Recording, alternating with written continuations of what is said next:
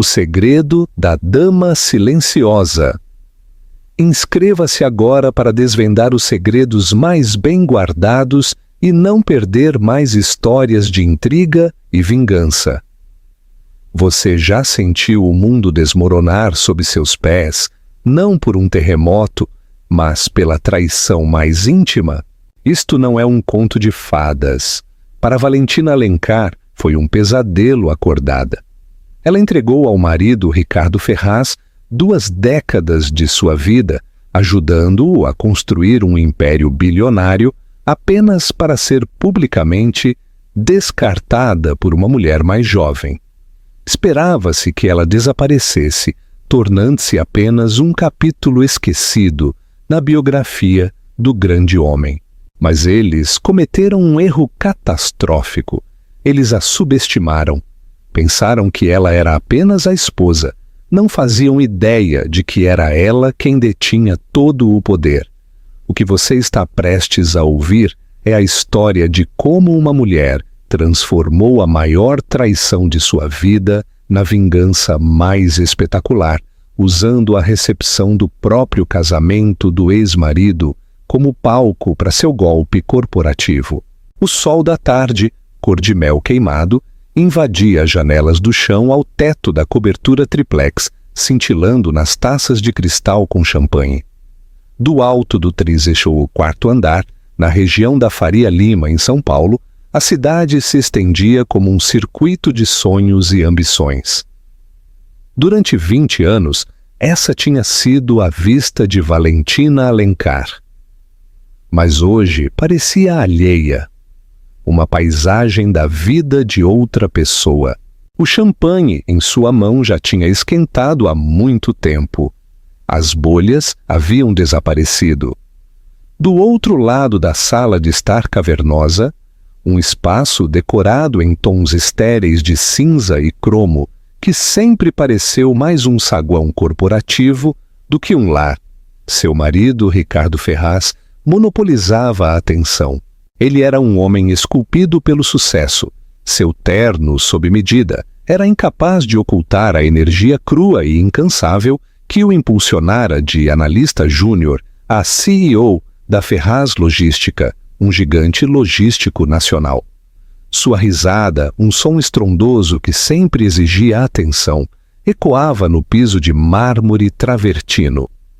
Ele celebrava o fechamento do Acordo Olival, uma aquisição multimilionária no agronegócio que colocaria a Ferraz Logística na capa da revista Exame mais uma vez. Valentina o observava. Um fantasma em sua própria festa. Ela havia planejado este evento, como planejou todos os outros, com uma precisão meticulosa e invisível. Havia selecionado o buffet, uma equipe renomada trazida dos jardins, aprovado os arranjos florais de orquídeas brancas e curado a lista de convidados composta por titãs da indústria e suas esposas deslumbrantes e ambiciosas. Ela era a esposa corporativa perfeita, elegante, equilibrada e completamente silenciosa, um belo acessório vivo para a grandeza do marido.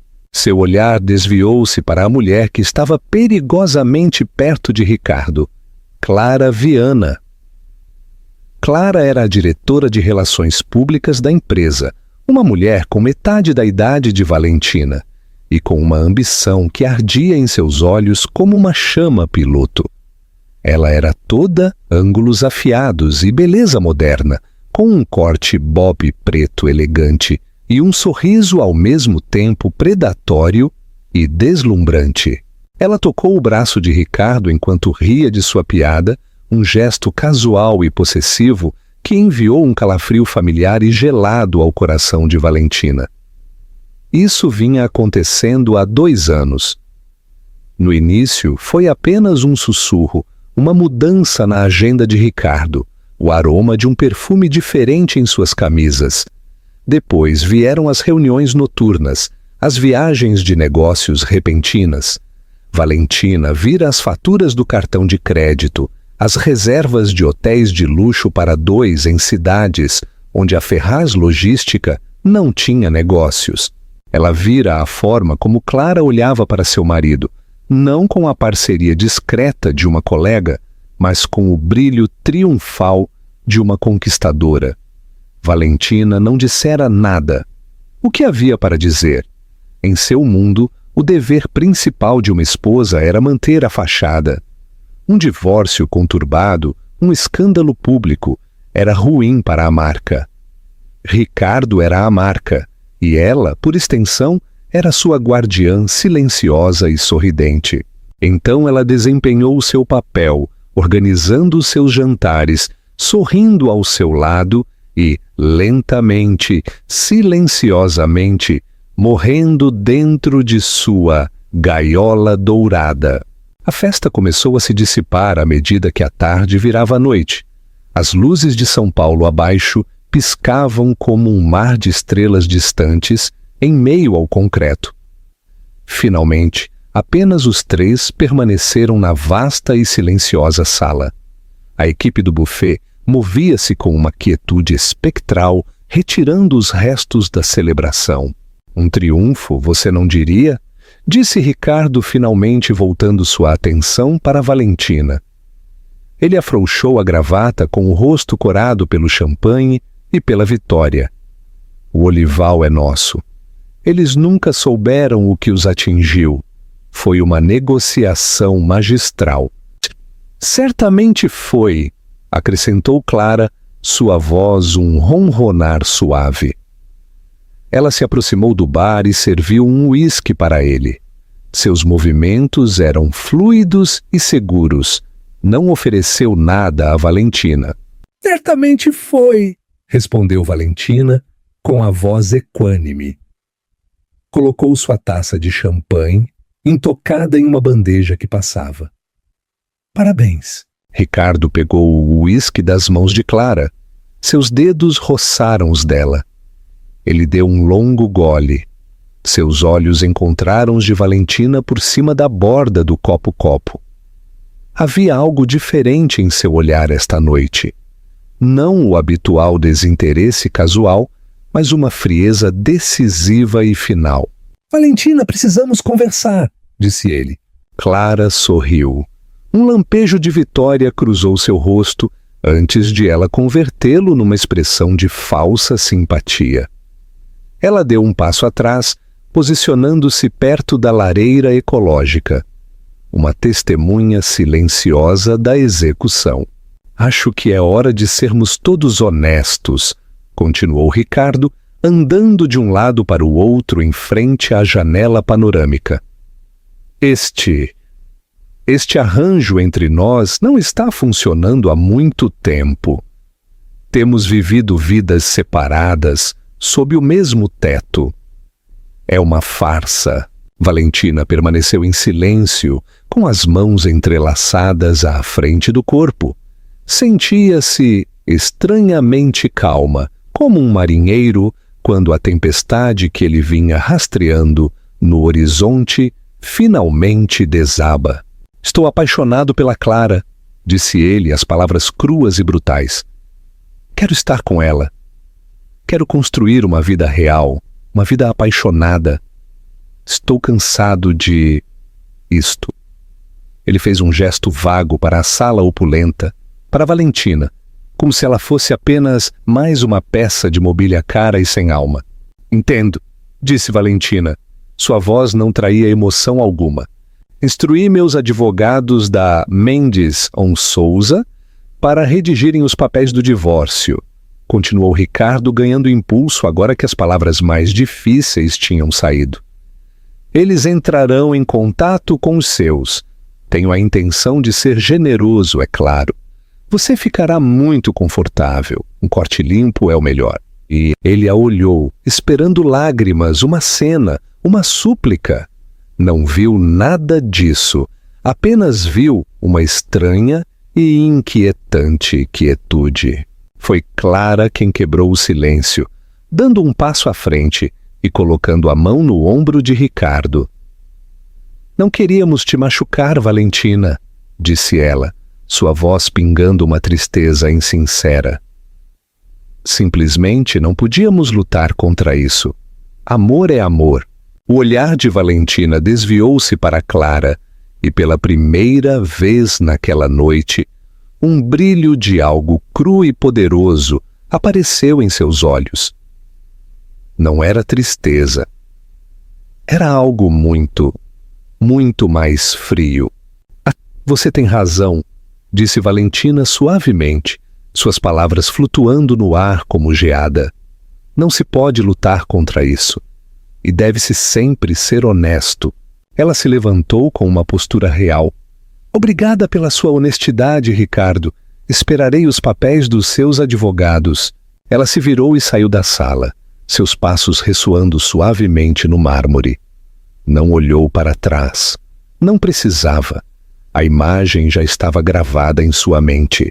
Seu marido e a amante parados juntos no monumento a uma vida que ela ajudara a construir, parecendo para todos os efeitos um rei e uma rainha inspecionando o seu novo reino.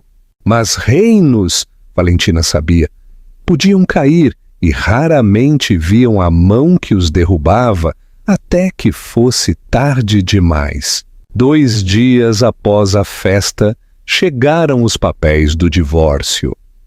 Foram entregues por um motoboy rápido e impessoal e aterrissaram com um baque suave na antiga escrivaninha de mogno no escritório privado de Valentina. Este quarto, escondido em uma ala tranquila da cobertura, era seu santuário. Ao contrário do resto do apartamento, era quente e pessoal, cheio de livros, mapas antigos e o aroma suave e reconfortante de papel velho e chá de capim-limão. Este era o único espaço onde Ricardo nunca entrava, descartando-o como bagunçado e improdutivo. Era aqui que residia a verdadeira Valentina Alencar. Ela não abriu o envelope grosso da Mendes & Souza imediatamente. Em vez disso, sentou-se por um longo momento, olhando para o nome do escritório de advocacia. Os Dobermans de Ricardo, conhecidos por sua abordagem agressiva e sem prisioneiros no direito corporativo e de família. Ele esperava que ela contratasse um escritório comparável, preparando o palco para uma batalha amarga e prolongada pelos bens que, em última análise, terminaria com ela assinando um acordo de confidencialidade lucrativo, mas demolidor. Ele achava que conhecia o jogo. Não tinha ideia de que ela estava jogando um completamente diferente. Finalmente, ela pegou o telefone, mas não ligou para um advogado de divórcios. Discou um número que não estava salvo em seus contatos, um número que havia memorizado anos atrás. Tocou 2 vezes antes de uma voz seca e tranquila responder. Sim, doutor Otávio, disse Valentina, sua voz firme. Chegou a hora. Houve uma pausa do outro lado, depois uma risada suave. Devo admitir que começava a me perguntar se ele seria tolo o suficiente para fazer o movimento dele. O acordo do Olival, suponho. O ego está suficientemente inflado? Otávio Nogueira era o conselheiro mais confiável do avô de Valentina, um homem que havia sido o advogado principal da Capital Valores Eternos por 40 anos. Seu avô, um lendário investidor chamado Dom Arthur Alencar, não lhe deixara apenas uma fortuna. Tinha-lhe deixado uma educação. Enquanto Ricardo aprendia a subir a escada corporativa, Dom Arthur ensinara a Valentina como ser dona do prédio inteiro. Ensinara sobre holdings, offshores, votos por procuração e a sutil arte de alavancar o poder a partir das sombras. É suficientemente. É pouco para descrever, respondeu Valentina, um esboço de sorriso nos lábios. Ele anunciou suas intenções na outra noite. Ele e sua diretora de RP, Clara Viana. Ele quer um corte limpo. Ele terá um corte, disse Otávio com ironia. Mas duvido que o ache limpo. O fundo patrimonial Alencar está completamente maduro. Suas ações, com direito a voto na Ferraz Logística, agora somam 51,8%. O bloco final foi adquirido discretamente na terça-feira passada, utilizando a holding Inversões do Norte. Ele é, para todos os efeitos, seu funcionário. Valentina fechou os olhos. Uma onda de vingança a invadiu. Durante anos, seguindo as instruções póstumas de seu avô, geridas pelo sempre leal Otávio, ela vinha usando sua herança para comprar sistemática e silenciosamente ações na empresa do próprio marido. Tinha começado como uma rede de segurança, uma estratégia que seu avô insistira quando ela se casou pela primeira vez com o encantador e ambicioso Ricardo. Nunca deixe sua segurança nas mãos de um homem, minha querida, ele lhe dissera. Que ela repouse em uma carteira diversificada e em uma participação de controle. Com os anos, à medida que a ambição de Ricardo se transformava em arrogância e seus afetos se desviavam, a estratégia defensiva transformara-se lentamente em ofensiva. Ela o vira alavancar a empresa ao máximo para empreendimentos arriscados, como o Projeto Olival, tudo enquanto se sentia confortavelmente seguro em sua própria genialidade percebida. Nunca se deu ao trabalho de verificar a estrutura de propriedade da miríade de firmas de investimento menores que possuíam as ações de sua empresa. Estava ocupado demais olhando para as manchetes para ler as letras miúdas. Quero proceder exatamente como discutimos, Otávio, disse Valentina, sua voz agora afiada com propósito. Sem movimentos bruscos, sem anúncios hostis. Deixe que ele pense que tem o controle total. Deixe-o apresentar os papéis. Deixe-o acreditar que sou apenas uma esposa descartada, preparando-se para lutar por sua pensão alimentícia. E o casamento? Perguntou Otávio. Um sorriso frio e genuíno se estendeu pelo rosto de Valentina. Oh, ele terá seu casamento. Imagino que será o evento social da temporada. Quero que ele tenha tudo o que acha que sempre quis. Quero que esteja no auge absoluto de seu triunfo. Quanto mais alta a subida, maior a queda, citou Otávio com aprovação. Terei a equipe da Branco em Cisneiros em espera. São os melhores em governança corporativa e absolutamente discretos. Representarão seus interesses não como esposa, mas como acionista majoritária. Obrigada, Otávio, por tudo.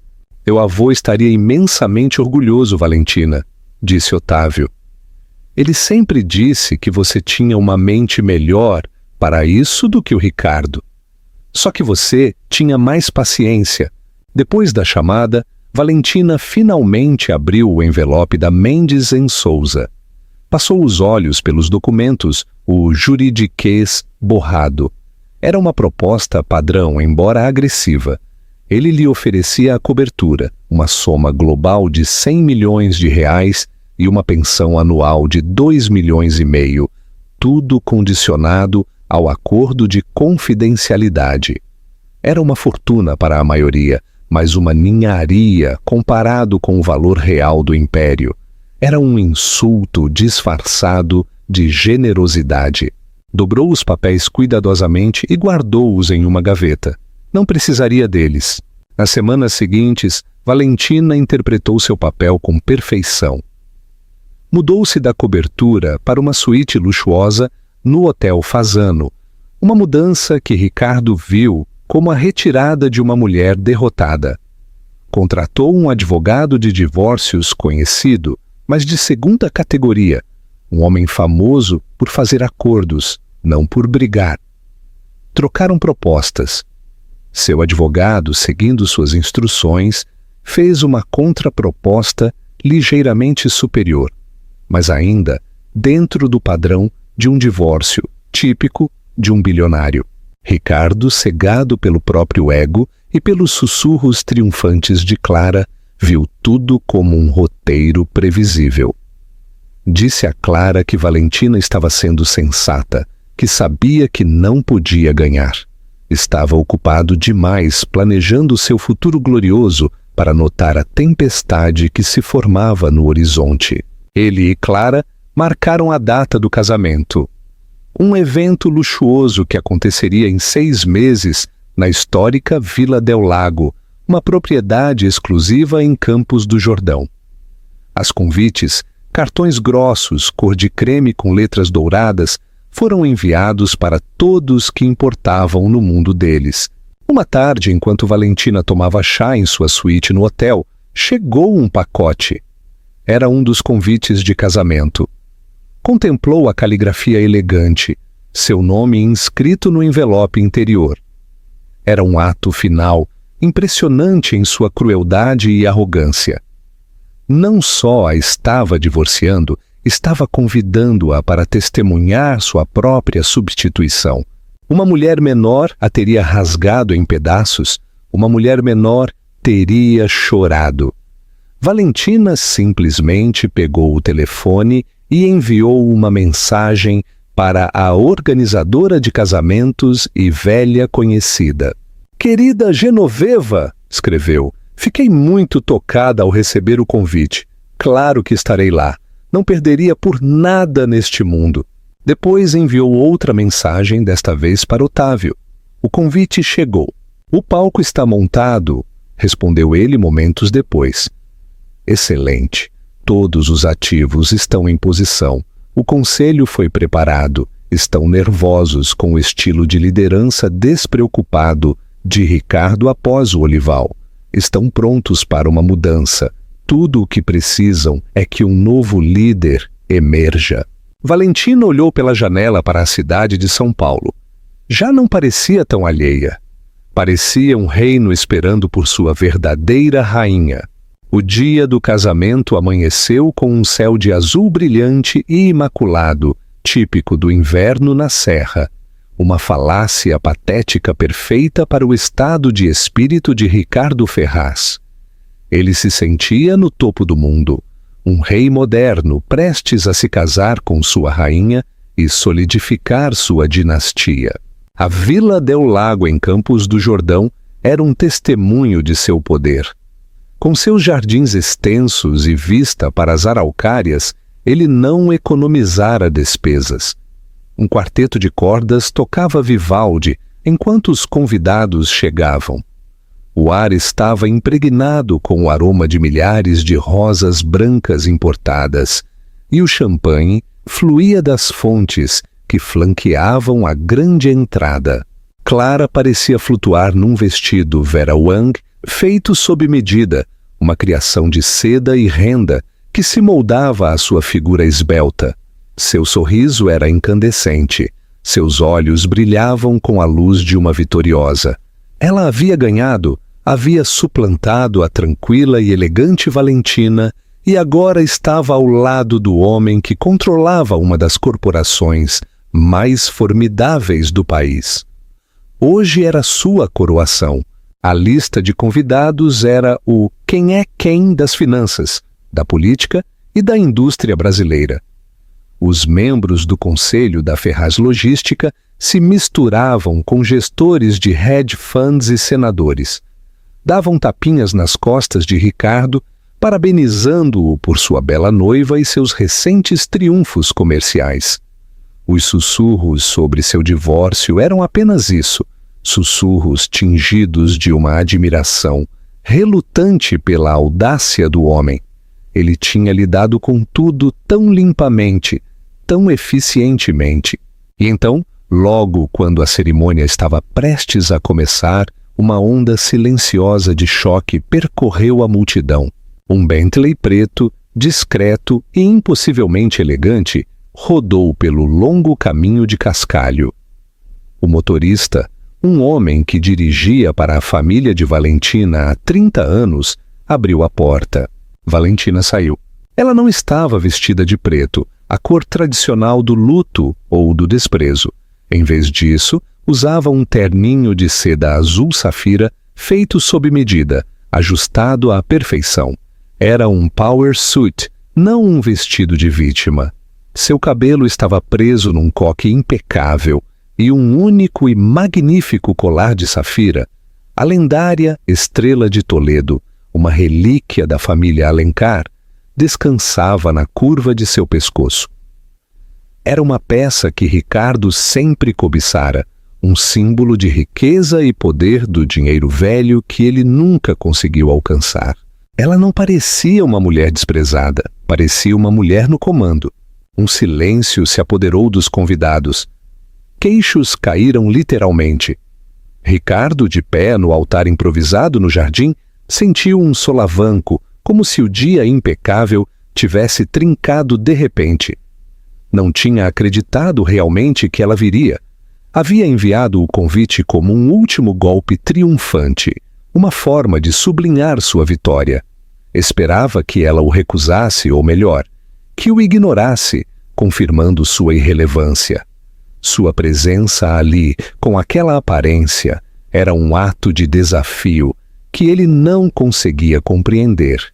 O sorriso perfeito de Clara vacilou. Um lampejo de insegurança, quente e inoportuno, a percorreu. Este era o dia dela. O que ela fazia aqui, parecendo tão régia? Era inquietante. Valentina deslizou entre a multidão, sua expressão serena, oferecendo sorrisos educados e conhecedores aos rostos familiares que a olhavam com uma mistura de pena e assombro. Assentiu para os membros do conselho, homens que haviam se sentado em sua sala de jantar e elogiado suas habilidades como anfitriã. Viu as perguntas em seus olhos, os recálculos repentinos. Tomou assento na terceira fila, a uma distância respeitável, mas inegavelmente presente. Não precisava estar na primeira fila. Sua simples presença era uma declaração que ressoava mais alto que qualquer protesto. Durante toda a cerimônia, sentou-se com um olhar de plácido interesse. Postura perfeita, olhar fixo nos acontecimentos. Observou Ricardo e Clara trocarem votos, seu rosto uma máscara ilegível de fria elegância. Quando Ricardo disse, sim, eu aceito, sua voz, pela primeira vez naquele dia, careceu da habitual confiança estrondosa. Ele olhou para Valentina, mas ela simplesmente sustentou o olhar, seus olhos tão frios e profundos quanto o lago atrás deles. Não havia dor neles, nem raiva, apenas uma calma profunda e inquietante. Era a calma de um mestre de xadrez que vê o tabuleiro 20 movimentos à frente. Na recepção, realizada no magnífico salão de baile da mansão, a tensão era palpável. O quarteto de cordas fora substituído por uma orquestra de jazz completa, mas a música parecia tensa, incapaz de cobrir a energia nervosa na sala. Os convidados não paravam de lançar olhares furtivos para Valentina, que presidia uma pequena mesa com alguns senhores mais velhos de aspecto distinto. Ricardo os reconheceu com um sobressalto. Lord Montel, um importante investidor institucional de Londres, e Francisco Soler, o notoriamente recluso chefe de uma firma de private equity suíça. O que faziam com ela? Clara, agora a senhora Ferraz, tentou ignorar, agarrando-se ao braço de Ricardo, sua risada um pouco alta demais, seu sorriso um pouco brilhante demais. "Você acredita no descaramento?" sibilou ela sob a música. "Tentando me ofuscar no meu próprio casamento? É patético." Ricardo não estava tão seguro. Patético não era a palavra que usaria para descrever a mulher de terno safira. Pela primeira vez, um verme de dúvida se retorceu em suas entranhas. Ele havia lidado com seu divórcio de Valentina, com o que pensou ser uma eficiência implacável, mas fizera isso através de advogados e intermediários. Realmente não havia falado com ela desde aquela noite na cobertura. Havia assumido que o silêncio dela era fraqueza.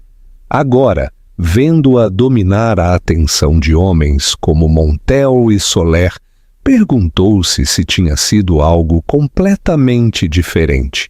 Começaram os brindes tradicionais. O padrinho, Um amigo de faculdade de Ricardo fez um discurso incoerente e meio bêbado. A madrinha, irmã de Clara, desfez-se em elogios sobre encontrar uma alma gêmea. Depois, o próprio Ricardo pegou o microfone. Parou no centro da pista de dança, banhado num foco de luz quente, com Clara ao seu lado. Agradeceu aos convidados, elogiou a beleza e brilhantismo de sua nova esposa e falou de um futuro cheio de paixão e sucesso. Então, num movimento de suprema arrogância, uma última girada na faca, a qual não pôde resistir, abordou o elefante na sala. Também quero tirar um momento para reconhecer meu passado, começou, com voz suave e magnânima, e agradecer à minha ex-esposa Valentina por seus serviços ao longo dos anos. Nosso divórcio foi amigável e não desejo a ela nada além do melhor. Sua presença aqui hoje é um testemunho da maturidade e da graça com as quais ambos lidamos com essa transição. Ele levantou a taça. Aos novos começos. Um murmúrio de aplausos educados e desconfortáveis seguiu-se. Ele a estava pintando como a ex-esposa dócil e resignada que graciosamente passava a tocha. Estava colocando-a em seu lugar. Entregou o microfone à organizadora de casamentos, Genoveva, que parecia nervosa com a correnteza subterrânea na sala. Talvez tentando acalmar as coisas ou seguir a narrativa de amabilidade de Ricardo, Genoveva tomou uma decisão fatídica e improvisada. Isso foi lindo, Ricardo, disse ao microfone, a voz tremendo levemente. E é tão maravilhoso ver tanta sensibilidade moderna. Valentina, você está tão encantadora. Me pergunto se não gostaria de dizer algumas palavras também para desejar o melhor ao feliz casal. Uma inspiração coletiva percorreu o salão. Todos os olhos se voltaram para Valentina. Era uma sugestão horrivelmente incômoda, uma granada social. O rosto de Clara ficou branco de fúria. O sorriso confiante de Ricardo desvaneceu, substituído por um lampejo de pânico. Ele havia escrito o roteiro e isso não estava nele. Valentina, no entanto, não parecia nervosa. Parecia pronta. Levantou-se com a elegância de uma rainha ascendendo ao trono e começou a caminhar em direção ao palco. A orquestra de jazz vacilou e ficou em silêncio. O único som na vasta e opulenta sala era o clique suave e deliberado dos saltos de Valentina no piso de madeira nobre. O caminho da sua mesa até o centro parecia infinitamente longo e carregado de eletricidade estática. Cada olhar estava nela. O ar, que momentos antes estava cheio de música e conversa, agora estava tão quieto e pesado que parecia o instante antes de um raio cair. O mundo parecia ter encolhido para esta única sala, para esta única mulher de terno safira, caminhando com calma em direção ao microfone que acabara de ser usado para descartá-la. O coração de Ricardo batia com força contra as costelas. Isso era um desastre, um pesadelo de relações públicas. Lançou um olhar venenoso a Genoveva, cujo rosto agora era uma máscara de puro horror pelo que havia desencadeado. Clara ficou imóvel, a mão apertando o braço de Ricardo como uma garra, os nós dos dedos brancos. Seu casamento de conto de fadas estava virando um espetáculo público e ela já não era a estrela. Valentina chegou ao microfone. Não o arrancou, mas o pegou suavemente da mão trêmula de Genoveva, dando à mulher aterrorizada um pequeno e quase imperceptível aceno de agradecimento. Ajustou o suporte à sua altura, seus movimentos sem pressa. Inspecionou a sala, seu olhar percorrendo o mar de rostos aturdidos, membros do conselho, investidores, damas da alta sociedade, repórteres de revistas de negócios, convidados para narrar a união gloriosa. Seus olhos finalmente pousaram em Ricardo e Clara, parados ali sob o foco de luz, como duas estátuas num diorama de sua própria criação. Ela sorriu. Era um sorriso caloroso e desarmante que pareceu tranquilizar a sala instantaneamente. "Obrigada, Genoveva", começou, sua voz tranquila e clara, amplificada por todo o salão silencioso. "E obrigada, Ricardo, pelas suas palavras gentis, por falar de um corte limpo e novos começos." Estas são frases poderosas. Um suspiro coletivo de alívio pareceu percorrer a sala. Ela ia ser gentil, ia tomar o caminho nobre, desejar-lhes o melhor, e esse momento insuportável terminaria. Ricardo sentiu um lampejo de esperança. Talvez a tivesse julgado mal. Talvez ela simplesmente interpretasse o papel que ele lhe designara. "Sempre acreditei na importância dos novos começos", continuou Valentina, em tom coloquial, quase íntimo. "São oportunidades para o crescimento, para a reavaliação, para varrer o velho e ineficiente, para dar lugar ao audaz e ao novo. É uma filosofia que se aplica tanto à vida quanto aos negócios." Ela fez uma pausa, deixando as palavras flutuarem no ar. Voltou ligeiramente o olhar para a mesa onde Lord Montel e Francisco Soler a observavam com suma atenção. "Ricardo e eu compartilhamos 20 anos juntos, e nesse tempo não planejei apenas festas e selecionei arranjos florais. Eu observei, eu aprendi. Aprendi sobre a empresa que ele estava construindo, Ferraz Logística, um nome excelente, uma empresa forte, uma empresa construída sobre movimentos ousados e, nos últimos anos, riscos cada vez mais audaciosos." O sangue de Ricardo gelou. Este não era o discurso de uma ex-esposa gentil. Isso era algo completamente diferente. "A aquisição do projeto Olival, por exemplo", disse Valentina, sua voz adquirindo um novo e mais agudo fio de corte. "Um triunfo", Ricardo chamou. E foi um triunfo de ambição, mas também foi um triunfo que deixou a empresa perigosamente alavancada, um fato que tem preocupado muitos de nossos investidores. Um murmúrio nervoso percorreu a multidão.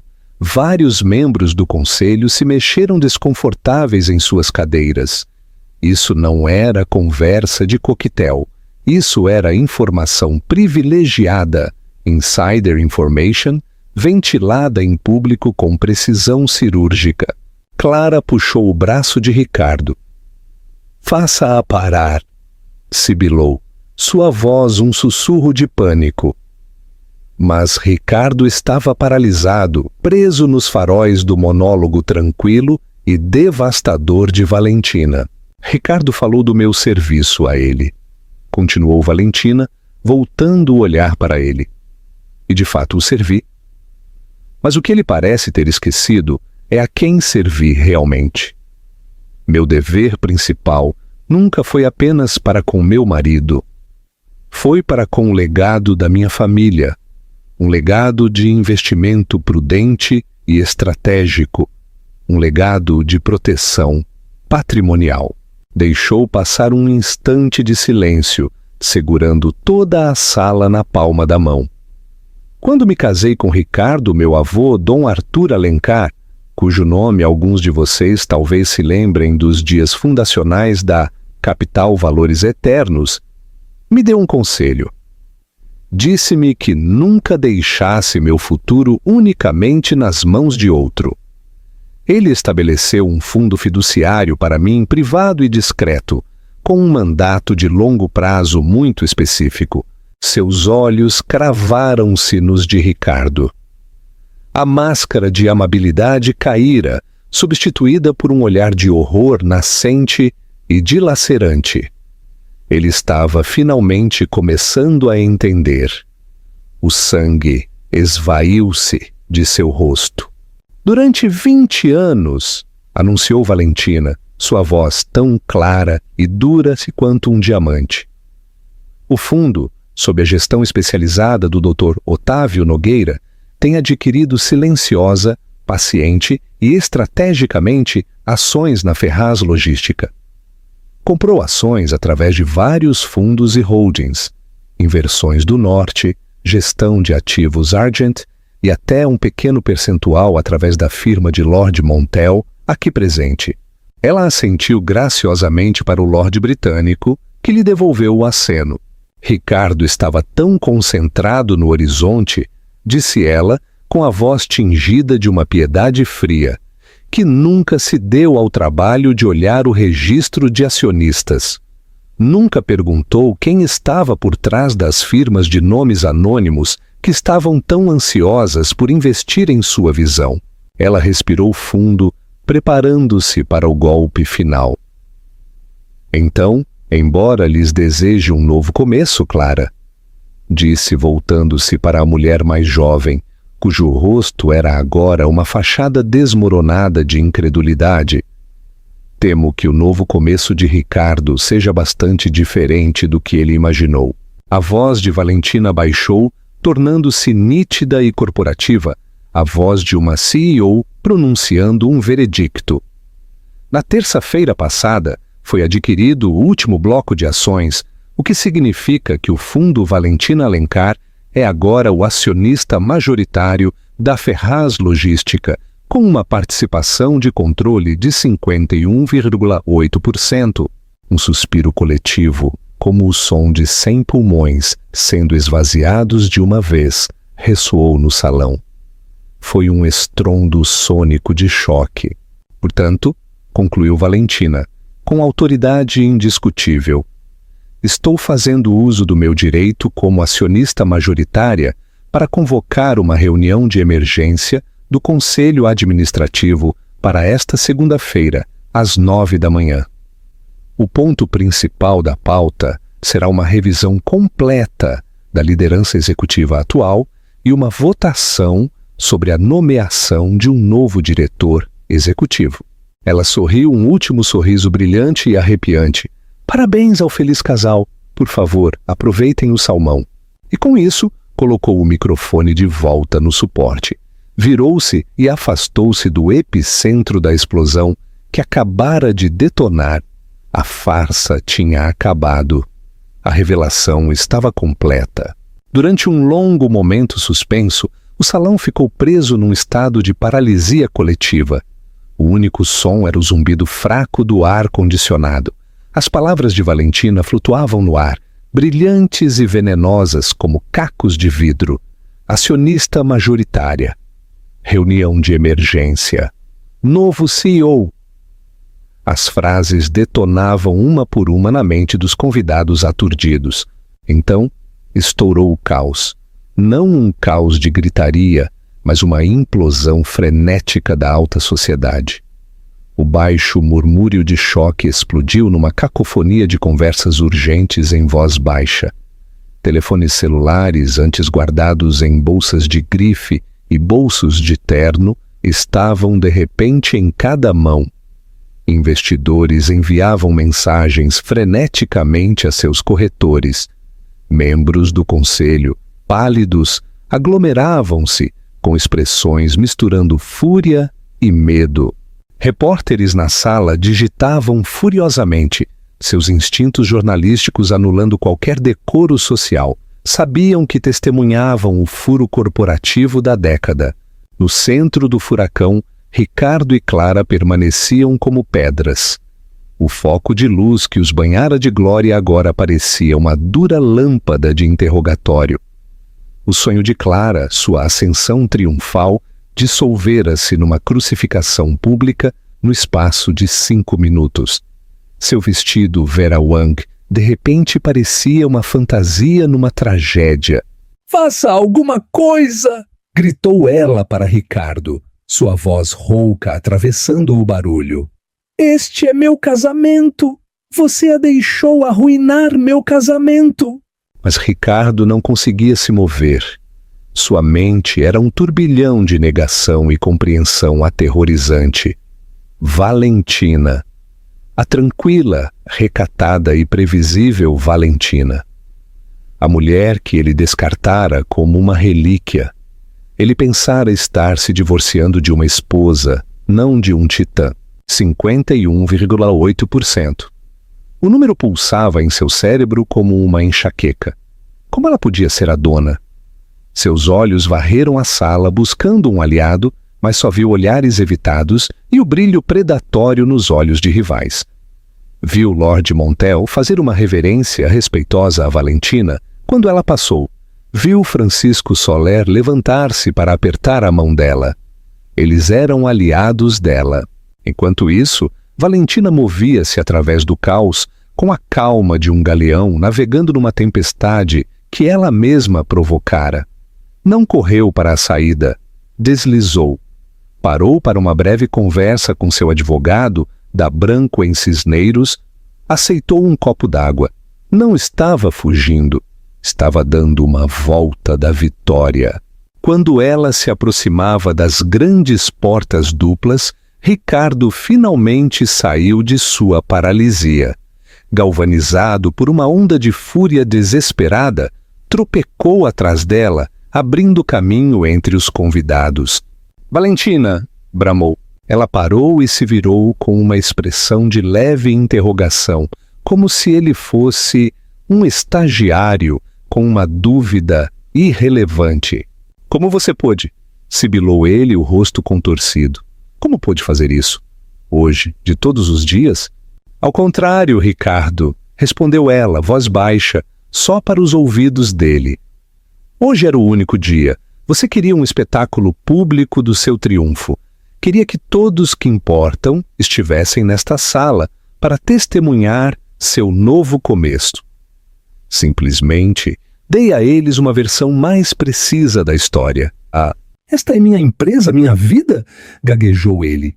"Não, Ricardo", corrigiu ela suavemente, mas com uma espinha dorsal de aço. "Era sua empresa. Você era o administrador. E na minha opinião, e mais importante, na opinião do acionista majoritário, sua administração tornou-se imprudente. Você alavancou o futuro da minha empresa para o seu próprio ego. O uso de minha empresa foi como um soco físico." "Vou te combater", rosnou ele. "Vou te ver nos tribunais pelo resto da vida." Valentina permitiu-se um pequeno sorriso de pena. "Você não pode lutar contra a matemática, Ricardo. Seus advogados da Mendes em Souza são ótimos em divórcios, mas suspeito que estão prestes a ser superados. Minha equipe da Branco em Cisneiros é especialista em governança corporativa. O estatuto é claro. A votação de segunda-feira é uma formalidade. Você pode comparecer à reunião como CEO, saindo, ou pode apresentar sua renúncia antes. A escolha é sua. De qualquer maneira, esvazie sua sala antes do meio-dia." Clara os alcançou com o rosto banhado em lágrimas e o rímel borrado. "Bruxa!" gritou para Valentina. Bruxa calculista e amargada. O olhar de Valentina pousou em Clara, e qualquer vestígio de calor desapareceu, deixando um frio ártico. "Você queria ser a rainha deste reino, querida", disse Valentina. "Deveria ter investigado quem era o verdadeiro dono do trono. Você se casou com um homem, mas cobiçava um imperador. Suponho que ficará com o homem, mas tenho certeza de que o império era o que você realmente buscava." Com esse último corte devastador, Valentina deu as costas aos destroços das vidas deles. Seu motorista a esperava, a porta do Bentley aberta. Ela deslizou para dentro sem olhar para trás. Enquanto o carro se afastava, pôde vê-los pela janela fumê. Ricardo Ferraz, o titã da indústria, parado aturdido na entrada de seu próprio casamento arruinado. Sua noiva chorosa agarrada ao braço de um homem que, numa tarde, perdera tudo o que realmente lhe importava. O golpe de Estado estava completo. O reinado de Ricardo Ferraz terminara. O reinado de Valentina Alencar acabara de começar. O casamento na Vila del Lago não apenas terminou, implodiu. Seria lembrado para sempre nos anais da alta sociedade brasileira como o golpe Alencar. Antes que o Bentley de Valentina chegasse ao final da estrada de Cascalho, a primeira notificação de notícia pipocou nos celulares da elite financeira. Bloomberg. Valentina. Alencar anuncia a participação de controle de 51,8% na Ferraz Logística durante o casamento do marido e CEO. Reunião de emergência convocada. A história espalhou-se como pólvora. Valor Econômico, O Globo, Reuters. Todos despacharam seus melhores jornalistas.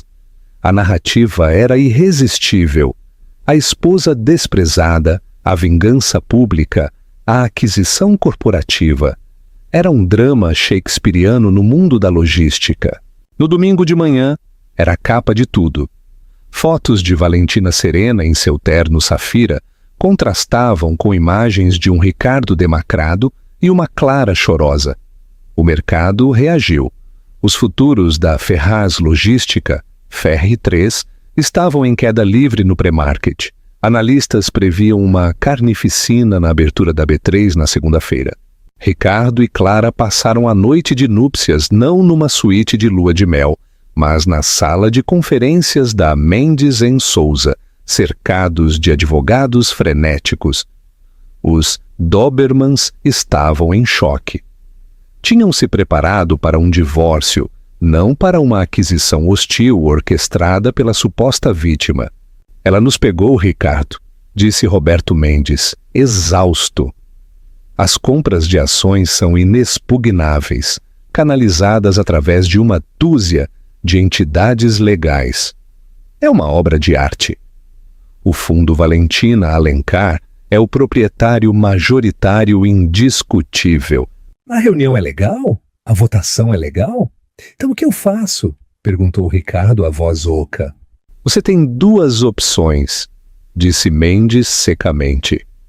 Aparece na segunda-feira e é executado publicamente por um conselho que ela controla ou renuncia. Aconselho o último. Dá-lhe um pingo de dignidade para sair. Clara, encolhida numa cadeira, envolta num casaco emprestado sobre o vestido de noiva arruinado, olhava para o vazio. Havia amarrado seu destino a uma estrela apenas para vê-la cair. Poder, prestígio, cobertura, jatinho, tudo evaporando. Era a senhora Ferraz, sim, mas o nome agora era um fardo, uma marca de humilhação. Estava casada com um homem prestes a se tornar a baixa corporativa mais famosa da história moderna. Enquanto isso, Valentina passou seu domingo em tranquila preparação na sala de reuniões da Branco em Cisneiros, com vista para a ponte estaiada. Com ela estavam Otávio Nogueira e sua equipe. As ações vão despencar na abertura, disse um jovem analista. O mercado odeia a incerteza. Então daremos certeza, afirmou Valentina, autoritária. Otávio quer um comunicado às 9h01 da segunda-feira. Anunciará a minha nomeação como CEO interina e uma suspensão temporária da negociação das ações na B3 para evitar vendas de pânico. A CVM concederá. Também anunciaremos uma auditoria completa na aquisição do Olival. Não somos o caos. Somos a cura para o caos. O plano era meticuloso. Enquanto Ricardo se afogava, Valentina governava. Na noite de domingo, Ricardo Ferraz, um homem que nunca desistira na vida, fez exatamente isso. Às 20h, uma carta de renúncia chegou ao escritório de Valentina. Ela leu sem emoção.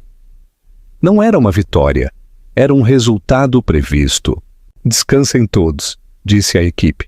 Amanhã começa o trabalho de verdade. No caminho para o hotel, olhando as luzes de São Paulo, não sentiu alegria vingativa, mas uma profunda sensação de retidão. Não destruíra a vida de Ricardo por despeito, recuperara a sua, protegera o legado da família, corrigira o erro de 20 anos atrás, deixar um homem acreditar que ele era a fonte do poder dela, quando o poder sempre fora dela. A manhã de segunda-feira amanheceu cinzenta e chuvosa em São Paulo. O saguão da Torre Ferraz era um circo midiático.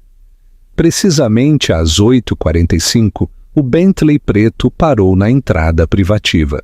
Valentina Alencar saiu, vestindo um terno cinza chumbo, cabelo impecável, sem joias, exceto um relógio clássico.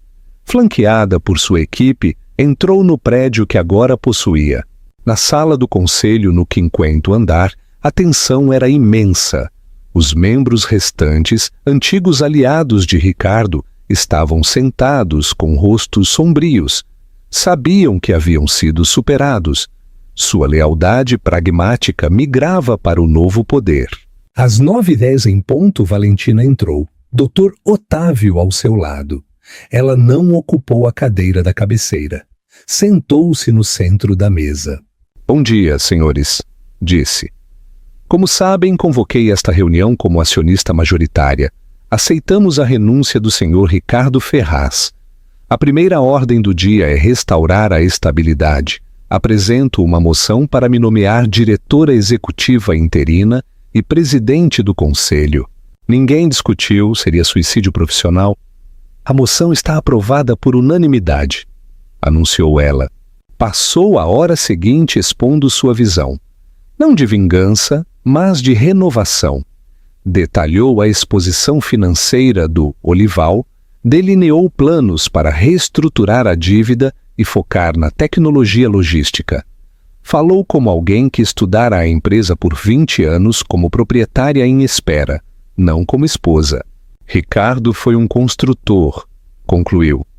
Mas seu ego superou sua visão. Honraremos o nome da empresa, tornando-o sinônimo de confiabilidade, não de apostas arriscadas. Alguma pergunta? Roberto Chen, o membro mais jovem, levantou a mão. E o pacote de indenização de Ricardo? O contrato dele contém uma cláusula de moralidade, respondeu Valentina com frieza. Suas ações causaram dano à reputação e perigo aos acionistas. Ele violou essa cláusula. Portanto, não receberá paraquedas dourado. Receberá apenas o que a lei exige, nada mais. O recado foi brutal. O velho rei fora exilado, despojado de tesouros. Ricardo e Clara tornaram-se notas de rodapé na ascensão de Valentina. Retiraram-se dos círculos que dominavam. Ricardo, sem empresa e fortuna, era só um homem. Clara viu-se casada com um pária. Semanas depois, Valentina estava no escritório da presidência. Havia redecorado, trocando o cromo frio por madeiras quentes e livros. A vista da cidade era a mesma, mas a sensação era diferente. Não era uma gaiola, era seu reino. Seu celular vibrou. Mensagem de número desconhecido. Você tirou tudo de mim. Sabia que era Ricardo. Por um instante, sentiu o fantasma da mulher que fora. Então, apagou a mensagem sem responder. Não tinha tempo para o passado. Virou-se para a janela, contemplando a vasta São Paulo. O reinado de Valentina Alencar acabara de começar. Ela reescreveu sua história, transformou a traição na vitória máxima, provando que a pessoa mais silenciosa da sala geralmente é a mais poderosa. Sua história é um lembrete cru de que o valor de uma pessoa nunca é definido pelo parceiro, e que a melhor vingança não é barulhenta e desordenada, é estratégica, silenciosa e absoluta. Ela não apenas deu o troco, ela ficou com tudo. O que você achou do plano magistral de Valentina? A vingança dela foi justificada? Deixe sua opinião nos comentários abaixo. E para nunca perder uma atualização, curta e inscreva-se. Obrigado por ouvir.